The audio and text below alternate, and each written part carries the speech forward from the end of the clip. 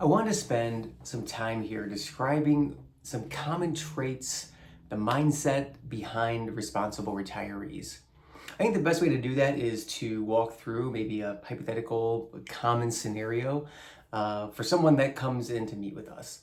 So typically, these clients are within 10 years, but most likely 2 years or less away from retirement. They've been working at the same company or maybe just a couple of companies for multi-decades. And years ago, they made the decision to defer a portion of their income. And that income has grown to a very sizable, respectable nest egg. And so when they look at this lump sum, there could be a little bit of anxiety that goes along with it. The numbers are getting bigger, and they're wondering if there are opportunities that they're missing, or just having a plan to sustain them through retirement. So as you get closer and closer to retirement, I see that responsible retirees want a plan, not just an investment approach, but a holistic plan that looks at all aspects. Some of those aspects might be Social Security timing. That's one of the earlier decisions people make. You can claim at 62 or defer to 70. What's the thought process behind that? We don't want to just go into it willy-nilly. We want to make sure that we are being thorough and consistent in our decision making. And that's just one piece. If in the same kind of arena, it's also healthcare. If you retire before 65, you may need to find a way to pay for health insurance before you hit Medicare at age 65. And so we're also thinking through that the same way with Social Security timing. There's also the healthcare decisions. On the top of all of this is taxes. Most people, they're just accumulating their tax documents, handing it to their accountant or tax preparer, and then they're just crossing their fingers for, is it going to be a refund this year? Am I going to owe? And we want to be more strategic. We want to be more intentional regarding taxes, because for most responsible retirees, taxes are one of the highest costs throughout retirement. So we want to pay attention there. We want to not just look in the rearview mirror, but we want to look ahead and see what opportunities there are and how we can make sure we're not having any blind spots in terms of taxes. And as you go through retirement and you get a good consistent pace, and we've set up a good income plan, you're going to have likely Social Security, maybe pension. Those guaranteed income sources are important, but then what happens after that? Again, you had that nest egg. How are we going to create a intentional withdrawal strategy? We don't want to just pull from the biggest account. We want to make sure we're looking at the Roth accounts, the traditional accounts, the non-qualified accounts. Make sure we have a coordinated effort so we can close that gap between your guaranteed income sources, Social Security, pensions, and what your expenses are. I'm not in the business of trying to tell you how to live your life in terms of, you can't go out to eat or you can't take that trip. That's up to you, but we do need to have a good estimate of what your expenses are. And if there's ways that we can manage those, great. But there's going to be that gap between what your Social Security guaranteed income sources are and what your expenses, and what is the best withdrawal strategy to fund that gap. And we behind the scenes want to make sure that we are doing that the most tax efficient way, and with the most blending it with the investment strategy too. There's that what they call sequence of returns risk early on in retirement.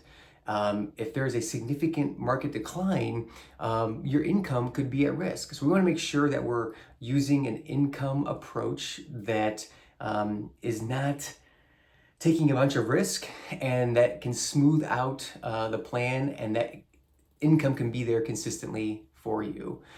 Also, when we're looking at the span of a full retirement, we want to make sure that we're planning for healthcare, long-term care costs. There's a very nuanced conversation. Most people want to stay in their current home, or maybe they downsize and they just want to age in place. They don't want to go to a nursing home or assisted living, but that dynamic is changing. We leave all options on the table, and there's some pretty creative things that you can think through in terms of how you can age in place for the longest, or planning ahead to make sure that we can manage those costs most efficiently. Along with that, as you move through retirement, you may lose a spouse. That spouse that dies first, the surviving spouse, there's probably going to be an income adjustment. So making sure that that's not a surprise, that when the income, maybe you lose one of the Social Security benefits or a pension benefit gets cut in half, you want to make sure that you have planned ahead for that and that the nest egg can support all those life transitions. In the meantime, covering over all of this is this mindset that you are being responsible with your finances. Again, you were diligent saving over all those years, and that diligence continues through retirement, whether it's managing expenses or being intentional and more intentional with your free time. All those things are connected. The financial stuff is important, yes, but it's also making sure that you're living a full life in retirement, doing the things that you want to do with the people you love. We want to make sure we're also paying attention to the estate planning piece. There is opportunity there in some cases where we can bring in professionals to build estate plans, trust, wills, powers of attorney, but also making sure that the beneficiary arrangements are accurate and the next generation is prepared to receive any of the legacy assets. In that same breadth, we also are making sure that we're simplifying, consolidating accounts. We meet a lot of people that come in and they have dozens of accounts, and we're finding a way to simplify. That doesn't mean it's a simple or lazy investment strategy, but it's a way that it's coordinated and it's easier for you to manage, especially as required minimum distributions come on board. You're able to manage those easier, but also as you get older and it's harder to manage all those accounts, it's easier for you, but it's also easier for the next generation during the estate administration process. So as we span these relationships over multi-year, sometimes decades, we want to make sure that we are approaching this with the consistency and the diligence that you had when you built your nest egg. And we want to make sure that we're being an advocate, being in your corner to make sure that that is also prevalent throughout your retirement. You've done the hard work. You've done the hard work of saving, and we want to make sure that we are encouraging you to continue to be good stewards of your nest egg.